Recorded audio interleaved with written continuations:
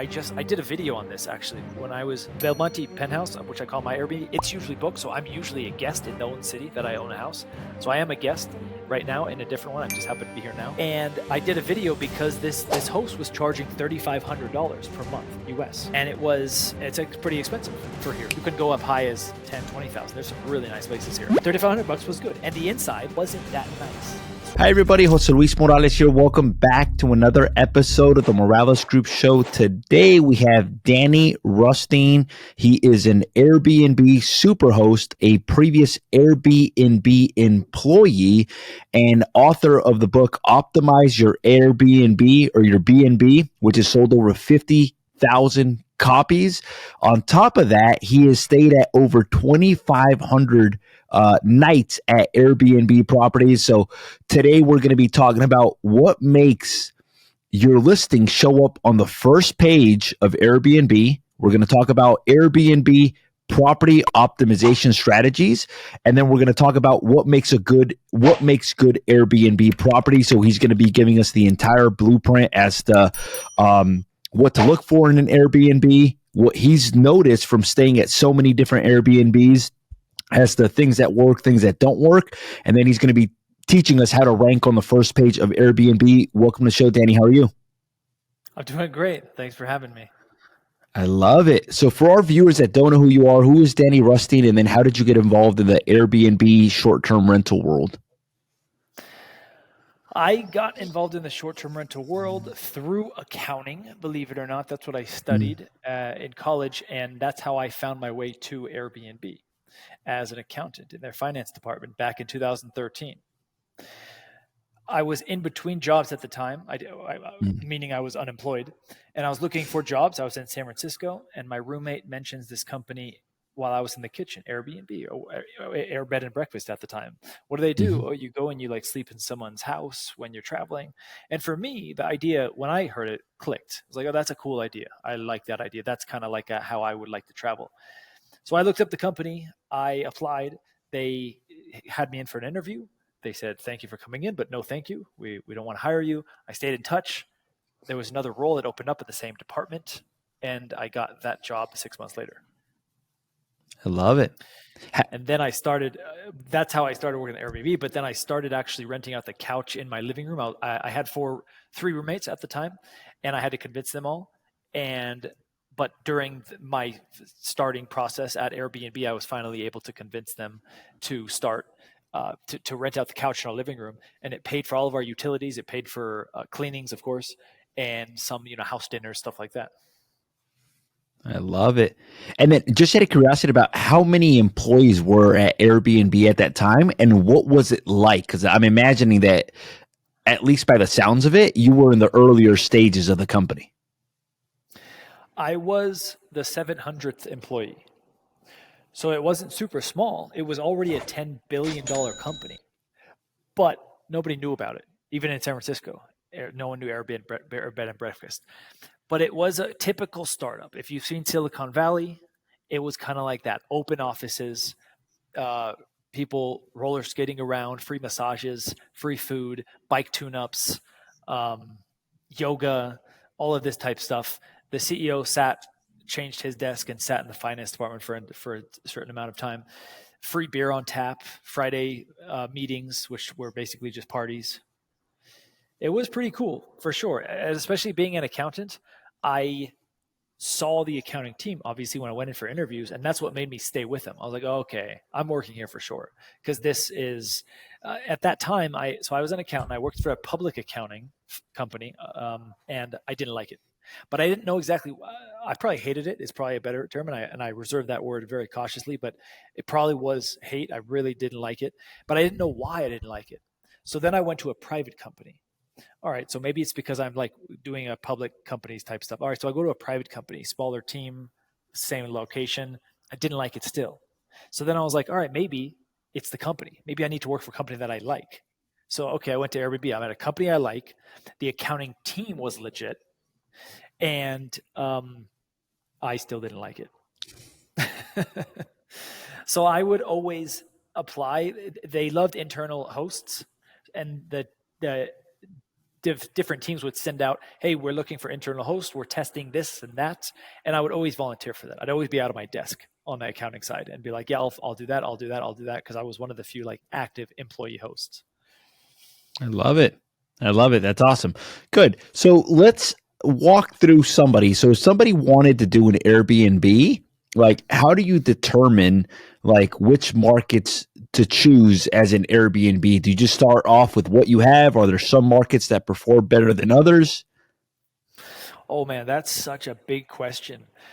But it is something that is, if you do this part right, everything else is easier. And that's why I have an introduction, but part 2, the first main part of my new book, is vacation rental market analysis.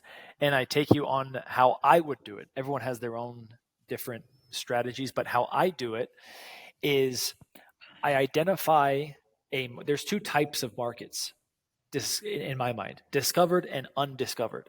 Discovered are what you probably, what you've heard of, the popular ones. Those have a lot of demand. We know there's a lot of guests going there. There's also a lot of supply. Undiscovered markets, there's much less demand, but there's oftentimes even less supply. And in this case, supply is homes and demand is guests. So there's a little bit of an arbitrage there. So I prefer undiscovered market. I purchased the Airbnb internationally in Medellin, which I'm speaking to you from now. This is, I would consider, still a rather undiscovered market.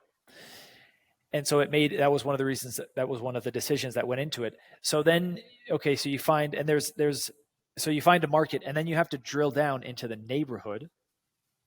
And then you have to further drill down. And this is something that I think maybe I coined, I'm not sure, but I talk about micro neighborhoods, which is you might be in a neighborhood that's most profitable. Airdna or All the Rooms data might show you these are the most profitable neighborhoods. But if the neighborhood is, large, there's a specific spot in that neighborhood. It could be next to a park or something. It could be on one side of the freeway than the other. So you really have to drill down in a neighborhood and get to the micro neighborhood.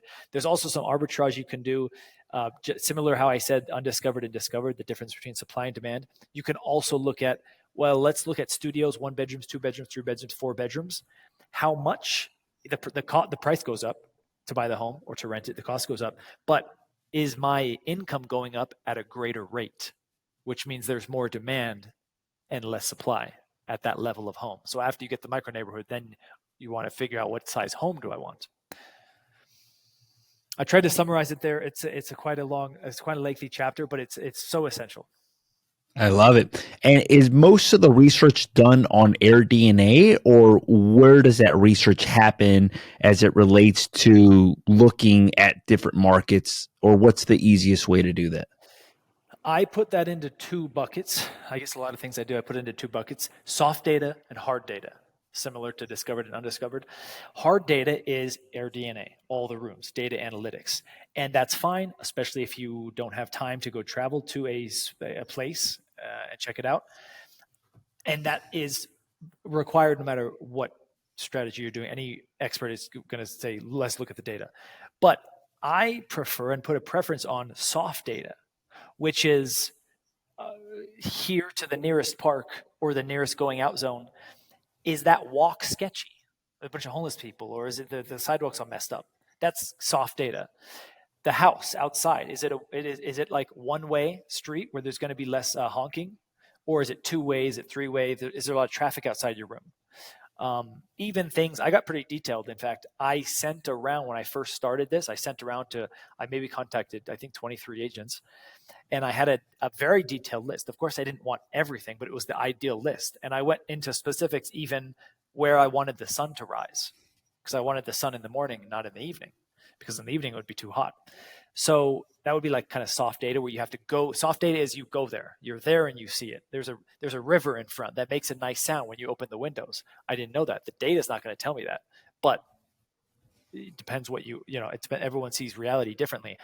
But that could be a selling factor, or not a selling factor, but it could be one of the factors that moves you towards a particular property, and that would be soft data. Got it. What were the other things that you looked for? You said that it was even down to the sunset. Like, do you recall that information at all? Yeah, yeah. Let me see if I can recall it. So many didn't respond to me. Many real estate agents just didn't respond to me. One responded to me, kind of like sarcastically, I think, and he's like, I've never seen such a list, and he's like, I don't have anything for you. And I was like, okay, well, I'll find someone. So it was, I wanted two levels. I thought two levels in this city was, This is in what, Medellin, right? yeah, Medellin. Yeah. Yeah. What else did I have on that list? Man, I can pull it up if you want. Take just a few No, clicks. yeah, it's okay. Let's. What I wanted to ask you in the meantime is, you said that there's markets that are discovered and undiscovered. What's the best way to find an undiscovered market? Okay. There's many ways. Uh, if there is, let's say, an undiscovered market still has demand, but it has demand that isn't super popular. So, for example, if there's a medical clinic nearby you or a hospital, and they're really well known for some type of eye surgery, that's a constant influx of guests going to that hospital. Or Hmm. maybe a city is really well known for some obscure like adventure sport. So you would go to the city and you'd have to research. Well, those are just some examples. Like you can look at colleges, um, religious institutions, military bases, a city with a lot of conference capacity, a lot of conferences. Hmm. Not a big Hmm. conference. A big conference is kind of scary because it could get taken away. But a city with a lot of conference capacity, like Las Vegas, is a great. There's just a million conferences going on there. That brings in short-term people. Um, that's some of the ways you can do it. Got it. Okay. I love it. So let's say that you find the right market, you find the right micro neighborhood, and let's say you have the right property. Um, what makes a good Airbnb versus a bad one? Like, meaning, like, or what are some tips as you prepare the property ready for sale? Do you remodel? Do you not remodel? Do you furnish it a certain way? I could summarize it by in one single word: differentiation. At every Got it. point in the process, you want to differentiate yourself from your competition. If you're going into Airbnb to be like your neighbor, that's a losing strategy. At this point, you have to be different in as many regards as you can. And it doesn't mean that you have to pay an interior designer and spend tens of thousands of dollars on furniture and all this. It could be a lot of different things. It could be anything as easy as installing a smart locks, getting a giant size TV. There's a very easy things to do. Messing with the lighting is actually kind of easy to do. Adding different lighting accents. You don't have to install anything, but adding different lights, that is undervalued on Airbnb. I love the lighting accents because you could even do like a little bit of like LED or neon or things that are going to make it look cooler. Basically, in other words, So we got yeah, those lights up there. We got the chandelier over there. We have that light, which guests really like, especially the female guests, to take photos. I've got a mirror over there as well, so they turn the light on, take this popular. I tell them to tag me on my Instagram for direct booking, so I get some free user generated content every now and then. I love it. Now, how do you keep the differentiation in a way where it appeals to the mass audience? Because obviously, in real estate, you see customization, and sometimes I'm like looking at it, I'm like, man, you really wanted to paint that wall like a lime green, and the other one like a yellow, and the other one a red. What's borderline like not worth it, or do you go to certain websites like Pinterest, or where do you get ideas from as to uh, ideas that would actually help in terms of bookings? Got it. There's if let's say you want to do a hot tub, it's a Hmm. rather big investment. You're not just going to go out and build a hot tub. Well, some people do that, but the better way Hmm. to do it is look at the existing listings who have hot tubs and compare how they look to how you look in the nightly rate. If the only difference or one of the only differences they have a hot tub, then that seems to be a differentiating factor. So that's taking what's existing out there and looking at that and taking the best parts of what's already existing. I have seen in where was it at Joshua Tree. This Hmm. host called me up, paid for a consultation call, and she had one specific question. She said, "I'm thinking of getting an observatory, an actual observatory where you look into space. on my property as a selling thing. And after I talked with her a little bit, I was like, you should do that. It seems that all the pieces are in place for you. That's going to do really well. And when I was writing my book, I just checked on her listing and I reached out to her, and it's doing amazingly well. It was a really good investment. So that was thinking outside the box and doing something. Joshua Tree, there's no light pollution, so this kind of makes sense. Also, Joshua Tree has really distinct houses. So how are you going to even differentiate yourself in a place like Joshua Tree? Well, an observatory is definitely going to differentiate yourself. And it could be existing things. For example, I did a video on this actually when I was the Belmonte penthouse, which I call my Airbnb. It's usually booked, so I'm usually a guest in the own city that I own a house. So I am a guest right now in a different one. I just happen to be here now. And I did a video because this host was charging $3,500 per month US, and it was it's pretty expensive for here. You can go up high as 10, 20,000. There's some really nice places here, but $3,500 was good. And the inside wasn't that nice. It's not nice. Okay, I'll just leave it there.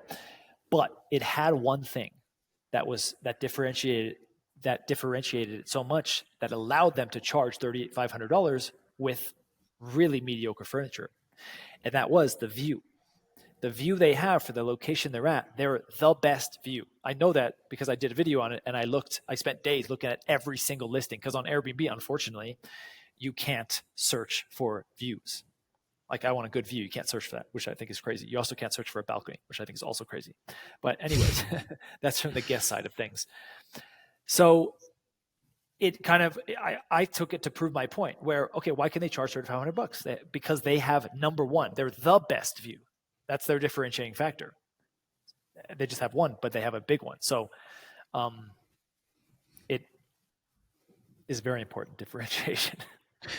I was going to ask you, so I love the observatory idea. I love the fact that one property had the views. I love how simple it is, just differentiation. How are you going to differentiate yourself?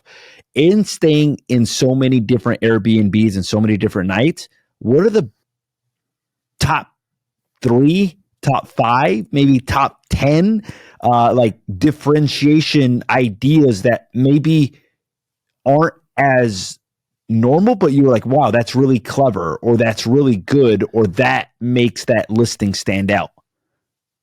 Yeah, one listing had an AC unit that was in the roof, and it was circular. And I saw that, and I was like, oh, that looks cool. That's unique. That's different. It's just an AC unit, but they opted for some brand that was circular. Mm-hmm. Another unit had a trap door. So in the living room, it was a bookshelf, and you actually opened it. I got confused when I went there at the beginning, because I was like, wait, I thought because you book a few months in advance. I was like, what's going on here? Until I opened that door, which was a shame for the host, because if you have a unique stuff, they should have photographed it so the guest knows it.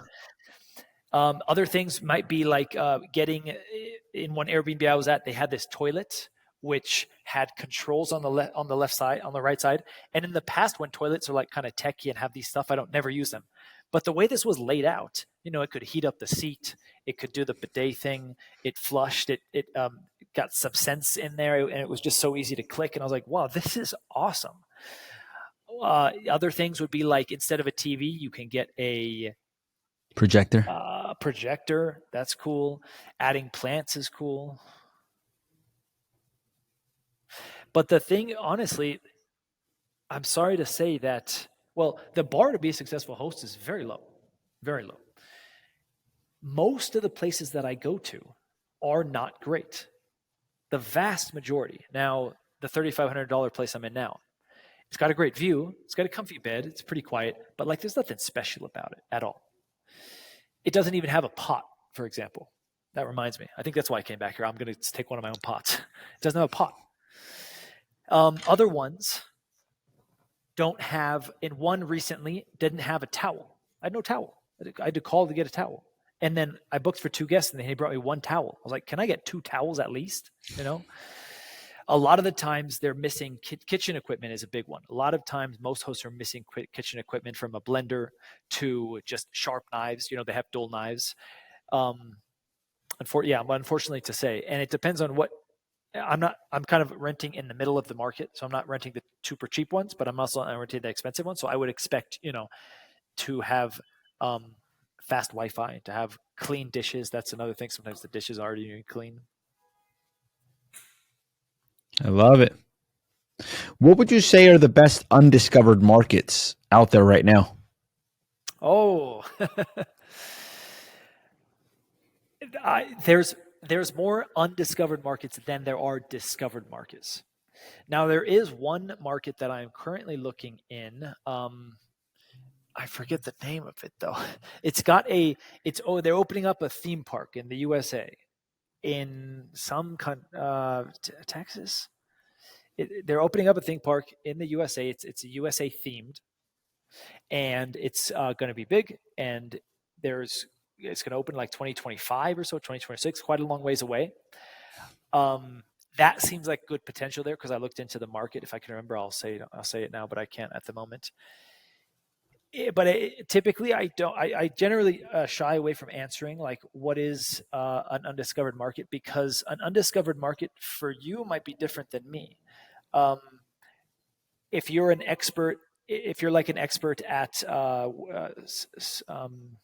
what's that sport when you're on the water and the wind takes you and you're on a board? Kiteboarding. Sailing or no? Kiteboarding.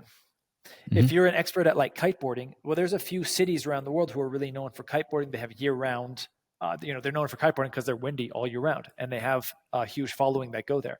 If you're like an expert on kiteboarding, that might be your undiscovered market, because kiteboarding isn't a super popular sport, but you might know, what do kiteboarders want? What kind of house would they want? Where do they want to be? This and that. So for you, that might be better than for me. For me, the undiscovered market was Medellin, because I'd been here so many times. So I knew exactly where the guest wanted to stay, next to Parque Geddes, walkable within 10 minutes, but not too close because then it's too noisy. They wanted to feel safe, porteros, fenced gate. It's Colombia after all, even though it's actually not dangerous at all. That's still the reputation. I love it. What are some rules that you follow? So, like, let's say for the theme park market, like, if you were going to purchase in that market, like, what would be like a purchase price relative to gross yearly rents that you could receive? Or are there any rules of thumb that you kind of follow there to kind of determine whether or not it would make sense? Yeah, for me, it's very simple. Now, of course, there's a lot of assumptions that are going into this, but I look at what's the purchase price and what's my gross revenue per year. I want that to be 5. To explain more, 5, what does that mean? 5. Okay. So if I'm purchasing the house for $1 million, the purchase price of $1 million, I want the yearly gross revenue to be 250,000. Got it. Okay. And why 200? Why 5? 200. Why 5?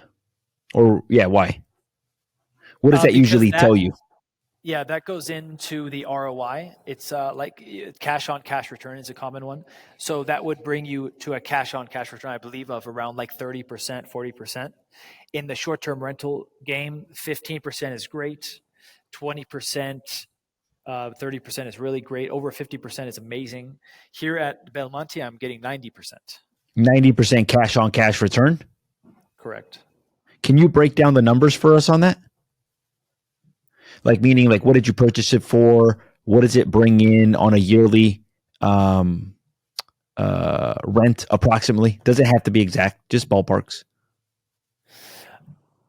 And you don't have to do it if you don't want to.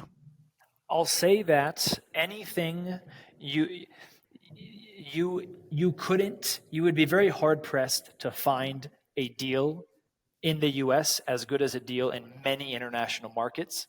The downside is there's no loans. I had to pay cash. Now I could get a loan in the US, do something like that maybe, but there's no loans in Colombia. So that's one downside. The other downside is the currency exchange that you have to be worried about.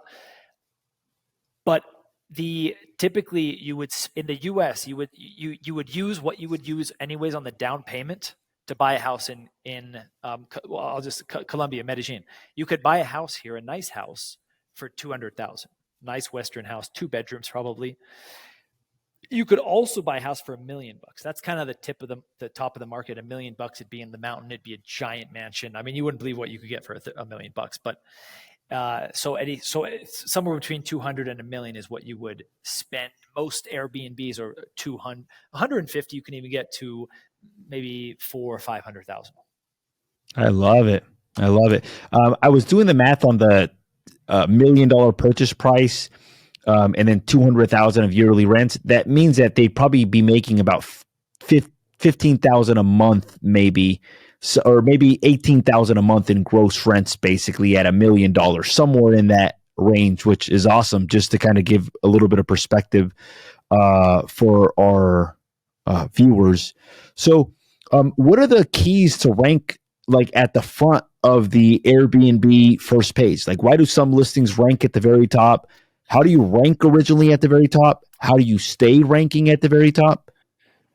So the first thing to note is that the search rank on Airbnb is dynamic. It is not the same for you as it is for me. And I'm running a program right now, and I had live on one of the weeks, I had everyone, because people are very skeptical about this. There's tools out there that track your rank, and I say it's a waste of time. The metric you need to pay attention to is your occupancy. Search rank is a waste of time because it changes. Also, there's new listings that come off, there's cancellations, there's alterations, there's a lot of different, you need to look, what's your search rank for these different dates? Well, what about for one guest? What about for 2 guests, 3 guests, 4 guests? If you have 8 guests, there's way too many factors. And so we did this test, and I had everyone go to the same city, and we took a screenshot. We filtered down some searches. We took a screenshot of it, so the map was in the same area. It was even more different than I would have thought. It was wildly different. There was like 2 listings that were overlapped. Some hosts got private rooms, some hosts got entire places, but there was like 2 listings of 8 people. 8 people sent me their screenshots that were the same. It was way different than I thought. Okay, so don't focus on search rank, but with that said, there are listings that always are going to rank high. But I'm just saying, don't focus on your specific search rank because you can't know it. Now, who ranks high? Whoever makes Airbnb the most money, quite simply. The interesting thing, though, in part 8 of my new book, I have a chapter that lays out the 14 top ranking factors in order. What's the most important to the least important? But all of them are important because it's just 14. The number one, I think, surprises people. It is not your rating. It is the number of reviews that you have. Because in Airbnb's perspective, they would much rather rent out a listing that has 100 reviews and is rated 4.9 than a listing that has 10 reviews and is rated 5.0. Because when that 10 review listing gets to 100, it could be a 4.5. So there's a mismanage of guest expectations. So a guest books the 10 thinking it's a 5.0 when it's really actually a 4.5. They're upset. They might not come back, especially if it's a first-time reservation. So that's the number one ranking factor. 100 reviews. It depends on your market, but if it's definitely if it's a discovered market, at least 100 reviews you'll need. And so if the average reservation is 3 days, which typically is 3.5 days, and your occupancy is 90%, which is something to look at when you're looking at which market should I invest in. Some people like seasonality because you make all your money in one season, 4, 5, 6, 7 months. That's fine. I prefer to have full occupancy all year round. Medellin is one of those markets that you can go to the data tools and just filter down 4 bedrooms, this market. What's the average occupancy over the months? And you want that line to be top, all the way at the top there. You don't want to see like big up and down swings like you would in a market like Tulum, for example, which is an up and coming market. So I lost my train of thought. I was talking about number of reviews. Did I end there? Was I trailing off? Yeah, I think what you were talking about was the top 14 different rankings, and you said that the number one was reviews, highest reviews over. Do you know the top 5 off the top of your head by any chance, or some of the other ranking? So number 2 is review rating. That doesn't surprise most people. But what I add to that is if you have a 4.9, that's pretty good. It's not great, but it's pretty good.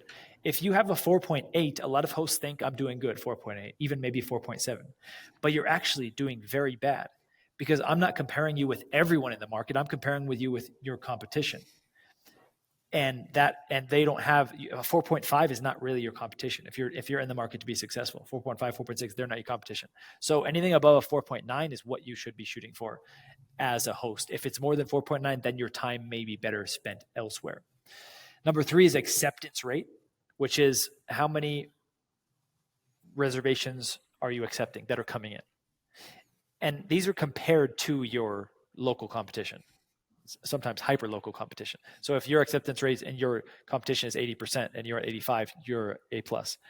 Typically, though, Airbnb really puts a priority on this, and having markets with acceptance rates of 100%, 95%, that's why they do instant book, is not uncommon. So you should basically be, and unfortunately, I don't like saying this because that's one of the downsides of Airbnb, is you feel like you have to accept every reservation, even when you know they're not going to be right for you. And I document one of these stories in my book that I had personal experience with where they stole money from my concierge by not paying them for trips and whatnot. And then they drank all the drinks and they didn't pay me because I thought it was too expensive. But I knew they were not going to be good guests, but I had to accept them anyways. How did you know they weren't going to be good guests? What were some of the red flags? The red flag was they asked for a discount. So it was the tone. So yeah, good question. The tone of the message is the most important thing in my mind when you're vetting guests. Now, these guests asked for a discount. That was the first message. That's fine. That's relatively regular. And I don't do discounts often because I don't need to do discounts often. So, but I have a message that goes out saying, hey, I forget exactly how I word it, but I say basically, if you wait till 7 days before and the dates are available, I will give you a discount. So it's kind of saying no a nice way. Which is brilliant too, because it almost leads to a little bit of like you could wait, and I'm open to it, but yeah, you're not shutting the door completely. Yeah, exactly. And if they do wait, I will give them a discount if it's 7 days. I will. That rarely ever happens though. So these guests, they were like, we can't wait. We're booking now. Like, can you give us a discount? Their attitude, you could tell via like that. So I was like, no, I can't give it. They booked it anyways. And I was like, oh, damn, because they did it right away. So I was trying to be the nice guy. So I said, hey guys, I'd like to offer you a free ride from the airport. No, thank you. But they took the ride. I mean, I'm saying they didn't say thank you. They're just like, whatever. So they took the ride here. And then those were the red flags. They're basically the tone of the message. Yeah. Got it. Oh. I think we were on, you want me to keep going? We were on number 4. This is, by the way, this is so gold right now. If people are watching that, like, this is amazing right here. So I appreciate you going over this. So number 4 is the map location, which also catches some people off guard. Now on Airbnb, there are 18 zooms. On mobile, you can zoom, you can move your hand and do a custom zoom. But on desktop, there's 18 zooms and they're fixed. So if you're in a house, if you have your house next to a landmark or something, and you're in one zoom and just barely out of another zoom, if you're not in the map, you're not getting shown. So I would move my pin, and on Airbnb, you can move the pin anywhere at all, literally anywhere. It's crazy. I wouldn't do anywhere, but a few blocks closer to the highlight destination, so you're in the map for longer. That makes sense.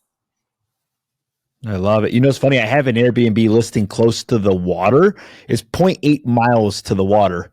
Maybe if I just moved it a little bit left closer to the water, that might help.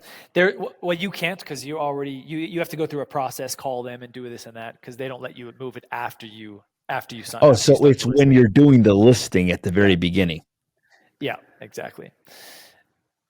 So there's a balance between expectations.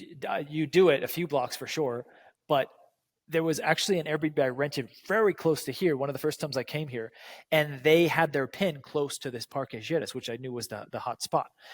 But when I got here, they were not like an 8-minute walk away. They were like a 15-minute walk away. And even though it might not sound that big of a deal, it was up a hill. And there was nothing around me. So if I wanted anything, I'd have to walk down this hill. It was also a dead end. So Ubers would constantly get stuck. So it was like, man, your pin is way off, man. And now I have to walk, twice as far every time I go 3 or 4 times to get some food or to go to the grocery store. Usually not, but sometimes go on a date. That's awesome. Number 5 is conversion rate. Did you have a question? Sorry. Yeah. How do you encourage more people to leave reviews? Like, do you ask for the reviews at the beginning, middle, end? Like, what are some tips there to get more reviews?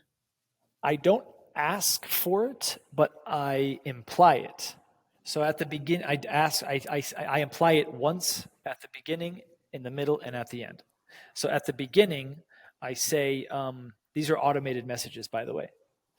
I say, I just let them know, they have booked a 5-star listing and that's what they should expect. And then one day after check-in, I say, hey, I hope you're having a 5-star stay. If not, I want you to reach out to me so I can make it that. And then at the end, I say, just a few hours after checkout, I say, hey, guest, you were great. Tomorrow, when Airbnb allows, I'm going to leave you a 5-star review. And this is important because a lot of the times, especially for longer reservations, if the guest has communication with the host, like something wasn't right, not that it was anything bad, but they just were like, hey, I need more towels, or this is dirty, or this or that. The guest, if the host doesn't say, hey, you were a good guest, you're fine, don't worry about it. The guest is like, well, are they going to leave me a bad review? Because then I should leave them a bad review if they're going to leave me a bad review. So always tell your guest, hey, you were great, I'm giving you 5 stars. Even if you're not giving them 5 stars, still do that. I got in trouble once by that, kind of. Airbnb said, hey, but you said you're going to give him 5 stars and you didn't. And I was just like, yeah. But after he checked out and I reviewed the property a little more, I noticed some stuff. I was planning to give him 5 stars. Other than that, it hasn't been an issue. So that's how I do it. I go back and forth about sending a review reminder.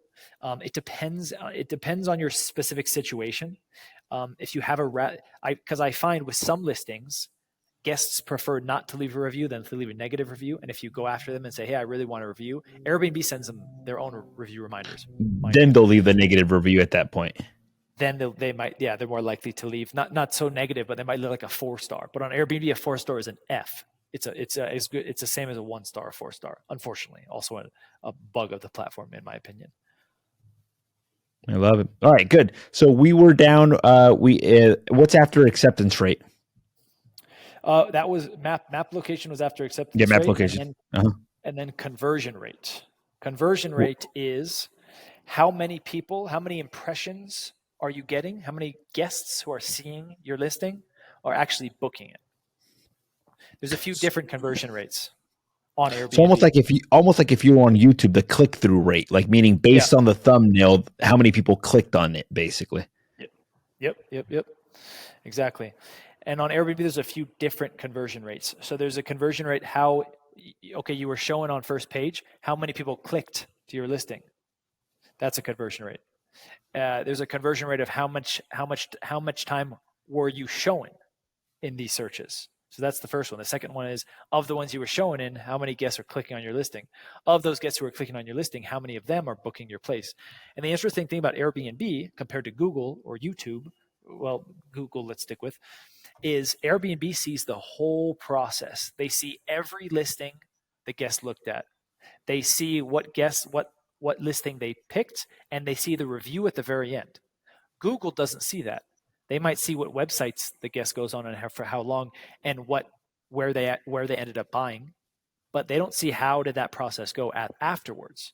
Airbnb sees everything. I love it. That's great. What else? What else do you have for us, Daniel? I'll give you one more, and then your viewers will have to go out. Then you have to read the book, which I love. Yeah. So number 6 would be returning guests. This is higher than most. This is off the radar for most people, but it's highly under leveraged. I would encourage hosts, typically returning guests. Well, returning guests are prior guests. Typically, hosts take them offline, do direct bookings, and that's fine. That's what a lot of hosts do. That's your right. After you get the host guest information, now you own that contact, so you have no allegiance to Airbnb. But I would encourage, sometimes, it doesn't even have to be that much, tell them book on Airbnb, because you're getting a return guest. Airbnb tracks that in the back end. If they're tracking it, you got to think that they are valuing that, right? You're telling Airbnb, okay, this is a returning guest. He could have easily taken him offline, but he's returning to the platform, making us some more money. On the host side, you're getting a guaranteed positive review, probably, right, if they're returning. So that's to your benefit as well. You don't have to do it with everyone, but once a year, honestly, it's that low. That's how few returning guests go on Airbnb once a year. Get a returning guest to book via Airbnb, and you'll be ahead of your competition most likely. How did you come up with these items? Like, what type of research went into these items? Because this is brilliant, by the way. And I think that these are things like most people are like, oh, well, I'm going to book them offline because I get to keep 100%. But if Airbnb is tracking that, then that might be, if somebody else is doing it, that'll actually help them rank higher than somebody else, basically. So what was the research development for this? Like, where did this list come from? So I have a disclaimer at the beginning saying like, hey, this is the list as it stands today. Airbnb is very secretive, more than any company, about the search rank. They've only said one thing, and that is wish list saves affect your search rank. More wish list saves, you rank higher. There's a correlation there. Other than that, what you can do,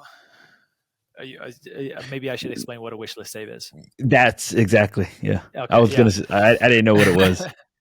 So if you're a guest on the platform, you can save a listing to one of your wish lists to remind yourself about it. There's a heart in the upper right corner. Yeah, that's what a wish list save is. And so an interaction with your listing. If more people do that, then it helps the listing. Absolutely, yeah. Perfect. Okay, love it. So on that front, well, everybody told us on that front, but at one point they had the number of wish list saves per listing, so you could actually see. So now what you can do is you can perform various searches, and then you can compare on page 1, 2, 3, 4, 5, all the way to 18, how many wish list saves did the first page have on average, and the second and the fourth. And it turns out that the first page had more wish list saves and the 18th page had less, and there was a correlation. Now, there's other ways you can do this as well, and you can see how big the correlation is, which is how weighted, how important is it to Airbnb.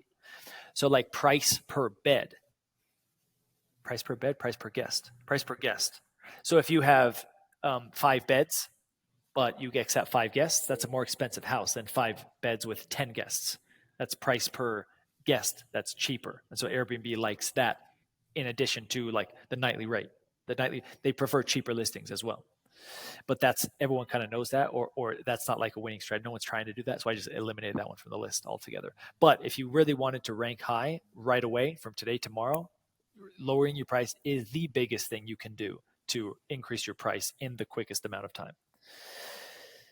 So I have a development team who does these kind of experiments. There was a paper that came out a few years ago that did a pretty deep dive into kind of trying to reverse engineer the algorithm. I read sometimes Airbnb, the data department puts out blog posts on obscure websites and this and that. So I'll seek them out, and I've read some blog posts on machine learning and search rank algorithm stuff that just gives me some clues. The list is based on my observations ultimately, and I'm taking clues from Airbnb, from my observations working with thousands of listings all over the world, and the development team. I love it. What are some of the things that you maybe learned by working at Airbnb that maybe your average person or host that hasn't worked at Airbnb wouldn't know? One thing might be negative reviews or any kind of issue with the company that you need to call them up. So if you're a case manager at Airbnb, your job is to get through the tickets quick. But on the host side and even the guest side, they're more emotional. Oh, I got ripped off. There was a lot of construction noise.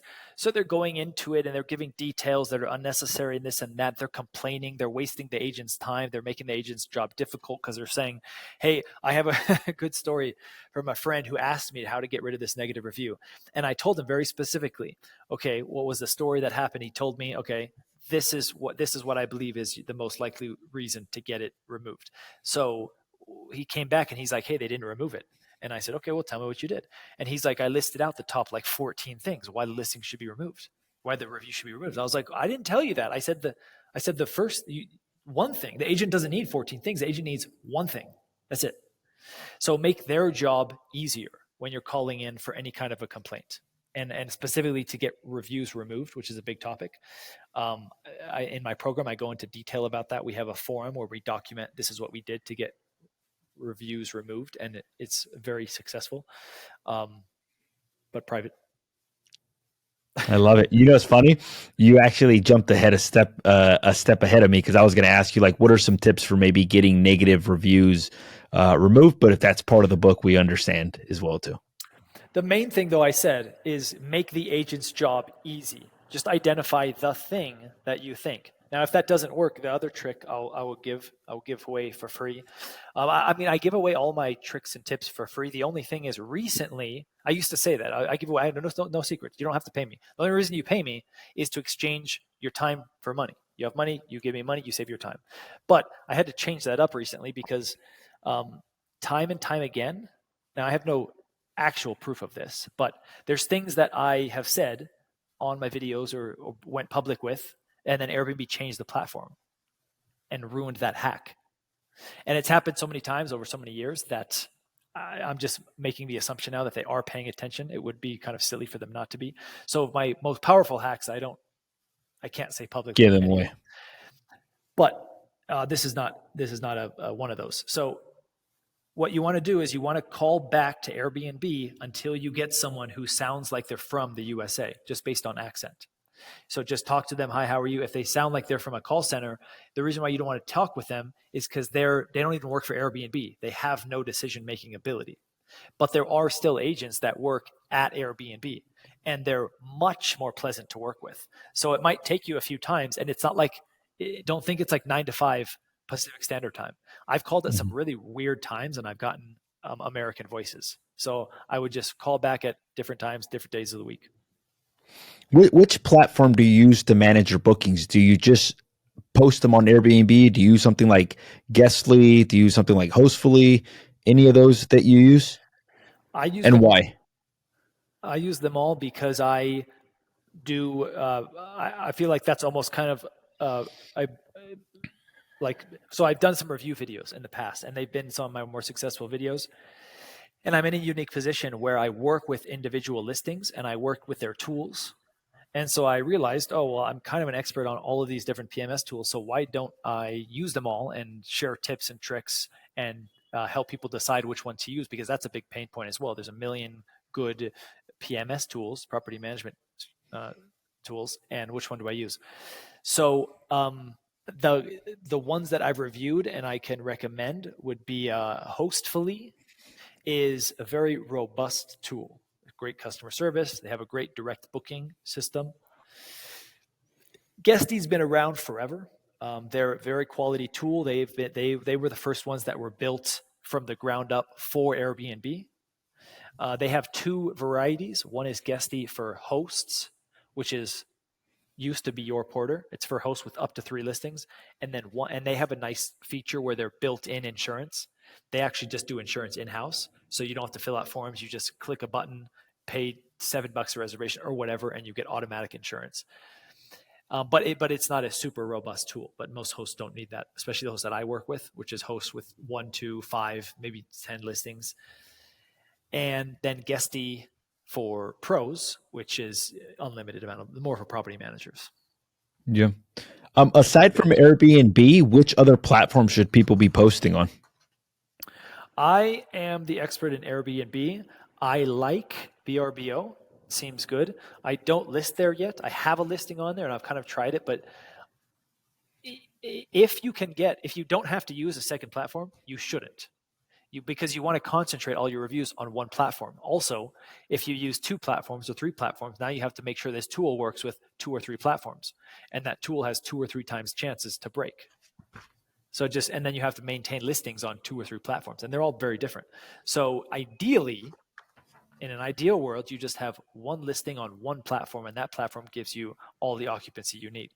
And if you are a host who is listing on various platforms, I would challenge you to look at your occupancy. What's Airbnb or whatever the number 1 platform is giving you, and what's the second one and third one giving you? If Airbnb is giving you 70%, platform 2 is giving you 20%, and platform 3 is giving you 10%, what if you took your place off platform 2 and 3? A portion of that 30% would go to Airbnb anyways. We don't know how much, maybe all of it. So you might not even need the second, third platform anyways. Does the ranking get hurt by having it on multiple platforms? No, it won't. It won't get hurt by. It won't directly get hurt by having it listed on multiple platforms. People think that they have the VRBO calendar synced and Airbnb penalizes them. That is not true. Got it. Okay.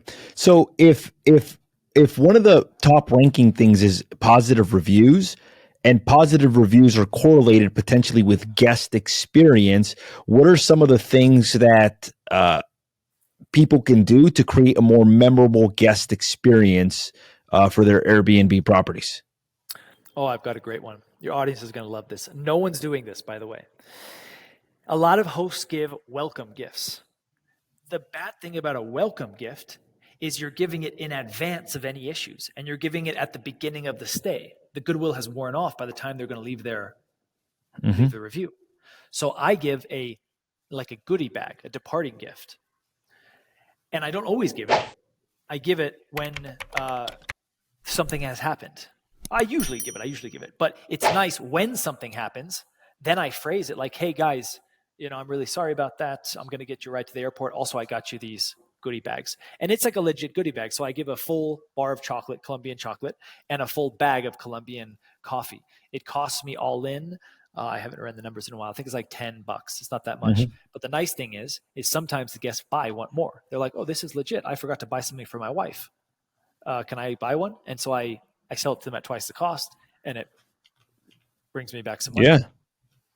That's a great, and I love how it's at the very end versus the very beginning as well too. Not only that, but it's a good way to end the relationship at the very end, basically. Yeah. Very positive experience. And the way you can give it to guests is just put it in a drawer that the guest is going to look at. I think I've gotten some pushback about this. People are, I think, overcomplicated. Just put it in a drawer that guests don't look at, and on the last day, tell the guest, hey, I left something for you in this drawer. It's going to work 99% of the time. And that way it's efficient as well too. You don't have to go over there or have somebody go over there. It's just there basically. Yeah. The cleaner puts it out when they go and clean. I love it. Okay. So we talked about pricing being like the number one way to basically, like if you want to rank first, drop your price to $1 and you'll probably be on the first page, right? So what are some pricing strategies that maybe aren't as obvious to most people? And what are you? And what are you? And how do you price your properties as well too? Do you use like Price Labs, or what do you do? I do use and recommend Price Labs. They are the best in the game right now. The minimum price you can go on Airbnb is $10. Just as a fun fact, that's $11 with the fee. I price my listing based on future occupancy. This is the best way to price your listing. I've used it for countless years on different properties that I manage on my own property. I've heard other experts talk about their complicated as hell strategies. Mine is better, way better, superior in every way. It's going to make you more money. It's going to cost you less time. So what do? We look at our average booking lead time, which is how many days in advance the guest is booking. Okay, when we know that, let's say it's 30 days. That tells us that 50% of my reservations are coming before and after 30 days. So that means I want to be 50% occupied at 30 days into the future. You follow me so far? Sometimes I don't explain it so well. So say it again. So your average booking lead time is how far in advance the average guest is booking. Let's say that's 30 days. On average, a guest is booking 1 month in advance. So that would tell us that average 50% are booking from today to 30 days, and 50% are booking 31 days into the future. Got it. Okay. So at any point in time, I want the next 30 days, I want my occupancy to be 50%. If it's not, what if it's not? So if it's not, if it's higher than 50%, then you would raise your prices because you're over occupied. If it's lower than 50%, and there's tiers as well. So I would say not exactly 50%. All these are averages. If I'm 40 to 60 within the next 30 days, I'm good. Because any one booking can bring me to 45 to 72. So 40 to 60%, I'm good. 20 to 40%, not good. 0 to 20%, very bad. Dark red. But by doing it my way, you see into the future your average booking lead time, and you can plan and you can lower prices in advance rather than the majority of calls that I get from hosts in this situation. I don't have any bookings this week. Well, that's a little tough to deal with besides just lowering your price to your minimum or even less. But let's talk about like the next 30 days, your average booking lead time. So that's how I do it. There's a little bit, it's a two-step system. Step number 2 is customizations, but that's the summary. What if your lead time is shorter, like 7 days? Like I've heard, because we have a manager right now, and what he says is that the average lead time from booking to stay has been compressed more recently. Like, and I've noticed a pattern that people last year were maybe booking a month in advance, and I'm noticing that most people are booking like a week or 2 weeks in advance. Are you seeing anything with that? Not me personally. There are wild booking lead times from 180 days to 7 days. 7 days would be very short notice. Now, if you're at 7 days, what you can do is you can just be a little bit more conservative and artificially move your booking lead time to 15 days. So let's say I want to be 50%. Because if you're at 7 days, then okay, I just need to be 50% booked for the next 7 days. That's kind of hard to work with. So all right, let's move it out to 15 days. I want to be 50% occupied at 15 days. Got it. That makes sense. Yeah. Or if your booking lead time is 30 days, you could move it into 15 days if you want to be more aggressive. Got it. Shortening your booking lead time is more aggressive. I've never used Price Labs. For people that maybe have never used Price Labs, is it just like a plug and play software that you connect it and it does all the work? Or what are some of the tips when using Price Labs? They wouldn't like me to say this. I have a good relationship with them. I work with them quite a bit, but it is not, pricing on any platform is not plug and play. Well, on Airbnb it is, and that's why it's such terrible pricing. So yeah, it's just not plug and play. Now, a lot of people think it is, and that's not correct because pricing is so. Now they just had a giant algorithm change, Price Labs. So I'm still testing it and figuring out. But part of my pricing strategy is every week, once a week, you go in and you review your listing. What's my occupancy in the next 30 days? There's some other things you review as well. Takes 30 seconds most weeks because most weeks it's fine. We just keep letting it roll. But if anything, you'll change the base price, which is your price, what you would price your listing on an average month, an average day in an average month. That would be your base price. You would raise and lower your base price based on your occupancy targets, which would be the 50% at your 30 days in our example. Got it. What do you see for the future of Airbnb? I think that Airbnb has been stagnant for a long time. My theory is that Brian Chesky, the CEO, when I was an employee there, I could see that he was really taking his job seriously. I think what happened is he got very successful, got kind of lazy. He was kind of backed off. I've been working for 10 years. I'm going to chill out a little bit. I got $10 billion now. And then the pandemic happened. So the platform hadn't really had any changes for 5 years before the pandemic, lots of years. So the pandemic happened, he came back in and he started working like he had in the old days because it was, wasn't sure about the future. Then he did that for like a year and he got tired out. Again, this is just my theory, my optimistic theory. I'll tell you why at the end. He got tired out. So now we're in that phase where he was tired out, just chilled out for another year.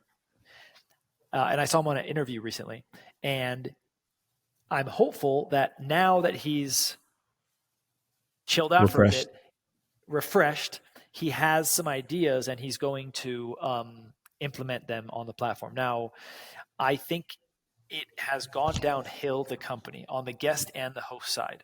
The company has shot themselves in the foot by their COVID policy. That in and of itself has made direct bookings a really big, interesting thing for most hosts, where most hosts wouldn't even consider it before what Airbnb did to them on that one fateful day in 2020. Now, they have created the market, so there is potential for someone to come in and disrupt Airbnb. Airbnb still is a good company, and every now and then I'll go out and I'll reach out to a building or a booking agent or something in a city to try and get a house. And okay, well, Airbnb is much better. It's just superior than asking about availability and all that. So there's a risk there. VRBO came out with a loyalty program. Airbnb should have done that a long time ago. The thing that worries me most is, now I may be the number one guest in the entire world. Been living on Airbnb consistently for 8 years. If I'm not number one, I'm probably top 100. Power user, nevertheless. Now, I'm also a host. I'm also an employee. I know other people who are guests for many, many, many years, just like me. Airbnb hasn't reached out to anyone. Imagine you're in anyone who's in business. I'm in business. I reach out to my power users. I ask them how things are going. How can I improve? Every business does that. So for Airbnb not to doing that, and instead what they do is they go on Twitter. Brian goes on Twitter, posts, what should we make updates for? And they have a bunch of users that submit things. And he does updates based on that. I think they probably do updates anyways, but they just pick, oh, we were going to do this one anyway, so let's make this user feel good. One of those updates was, I don't know what they call it, but you put in dates and you get 2 houses. Maybe this house isn't available for the full dates, but you could book it for the first half and then this other house for the second half. And that was a request. And for me as a guest, I'm like, this has no value. No value. Well, I'm not moving houses halfway through my stay if there's availability. And if there's not, I'll stay at a hotel. Like, that's a huge pain in the ass, packing up all your shit in the middle of your stay. Mm-hmm. So I found that girl. There was a girl who requested that, and she made a post, like, one of those posts, like how it went and how it's going. How it went. She responded to Brian's post, how it's going. They implemented this feature based on my feedback, like trying to brag. And I was like, oh, wait, so are you, I told her what it actually was.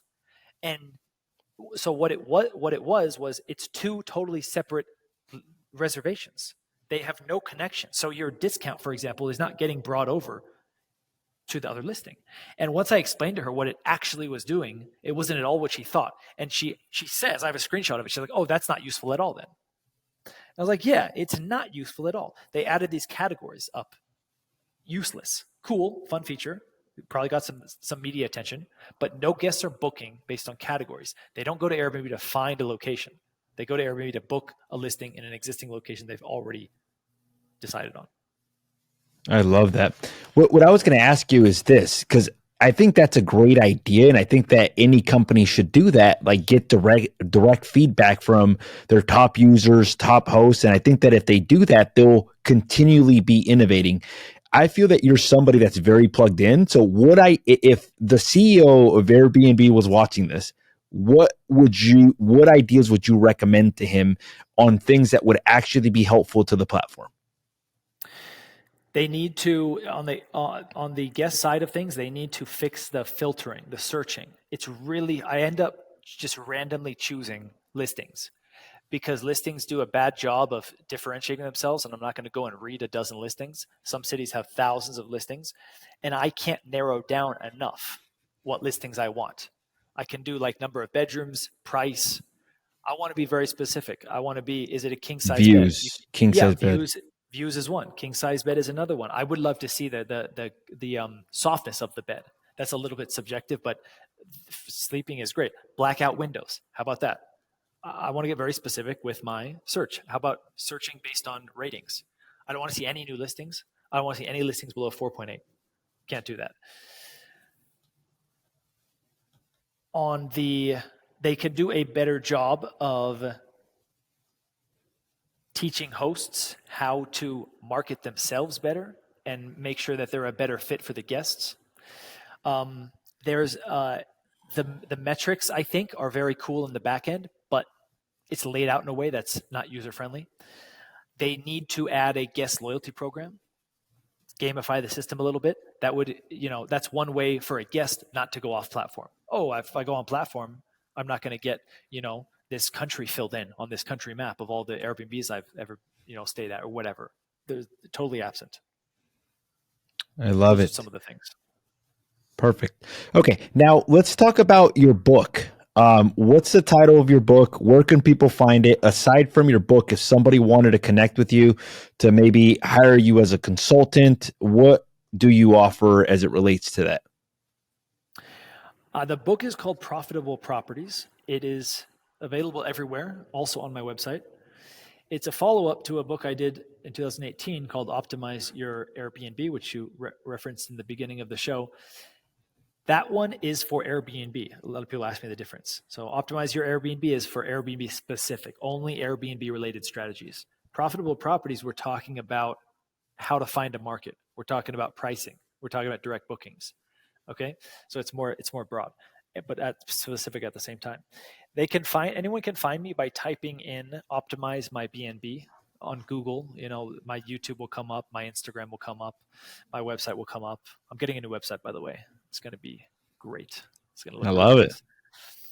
And in conjunction with the book, Profitable Properties, I started a program, Profitable Properties Program, and you could join that. I'd love you to join that. We have calls most Mondays, and there's already I promised 9 weeks, but now we're at week 16. I'm just enjoying it. Enjoy going on and talking with everyone. We do question and answers now. I have some guest speakers on. Next Monday will be rental arbitrage, and they get access to they get access to a private forum. They get access to my vacation rental market analysis and some other goodies. I love it. Got it. And if somebody wanted to to get in touch with you or buy one of these programs, do they go on Instagram? Do they go to your website? What's the domain? They can buy it on my Instagram store, or they can buy it at optimizemybnb.com. Got it. I love it.